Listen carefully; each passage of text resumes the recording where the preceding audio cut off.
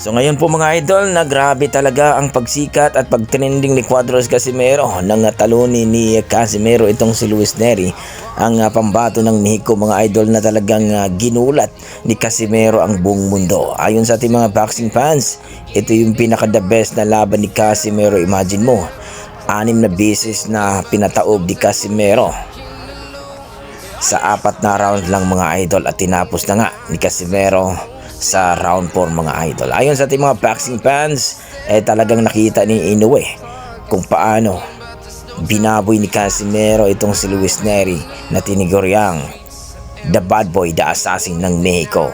At ngayon nga mga idol, ayon kay Casimero mga idol, nang tinanong ito sa mga media sa bansang Japan kung sino ang gusto niyang makakalaban, pero ayon kay Casimero, depende na daw sa kanyang promoter. Pero kung ibibigay daw niya itong si Naoya Inoue, mas maganda daw.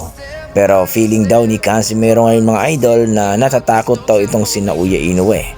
Pero kung natatakot daw itong si Naoya Inoue sa kanya mga idol, hindi na daw siya mag-i-expect na lalabanan ni Naoya Inoue. Pero ganun pa man mga idol, ayon sa kanyang promoter ay gagawin daw niya ang lahat para manalo sa bidding mga idol na mapalaban itong si Casimero dito kay Naoya Inoue.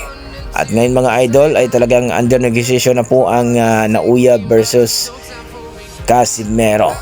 Ayon sa ating mga pinagkakatiwalang source, baka sa September na daw ang kanilang laban kung matuloy ito. So interesado na nga itong si Naoya Inoue dahil nakita daw niya na talagang itong si Casimero ay magbibigay daw ng magandang laban sa kanya. Pero sa kabilang banda mga idol, ayon kay Casimero ay kung ayaw talagang lumaban itong si Naoya Inoue sa kanya, may choice daw siya. Gusto din kalabanin itong si Murjon Akhmadaliev dahil isa rin ito sa magaling na boksingero. Pero ayon kay Casimero mga idol, ito ang napakagandang kalaban daw. Pero itong mga boxing fans natin nagsasabi din na mas maganda rin itong si Junto Nakatani o si Carl James Martin, dahil itong si Carl James Martin mga idol rank number 1 at rank number 2 naman itong si Junto Nakatani sa WBO Super Bantamweight Division. So tatlong tao mga idol ang titirahin ni Casimero, maaring si Naoya Inoue, Junto Nakatani at itong si Murjon Akhmadaliev. So sino kaya sa kanila mga idol ang makakalaban talaga ni Casimero? Although mga idol, itong kontrata ni Casimero ngayon sa kanyang promoter ay tapos na po. Bali 3 laban na po siya sa isang kontrata mga idol. Kumbaga mag-e-extend na po siya, kumbaga magre-renew, lalong-lalo na napakaganda talagang pinakita ni Casimero sa laban nila.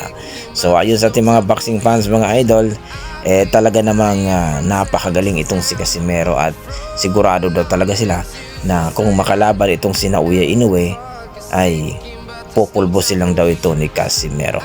So nakita naman natin ang diferensya daw na si Casimero hanggang 4 rounds lang itong si Nery, samantalang si Naoya Inoue at si Nery ay umabot sila ng 6 rounds mga idol. So kayo, anong masasabi niyo dito mga idol? Kung sakaling maglaban talaga itong si Casimero at Inoue, sino kaya ang gagapang sa dalawang ito? Please comment down below mga idol para ating pag-usapan. Maraming salamat.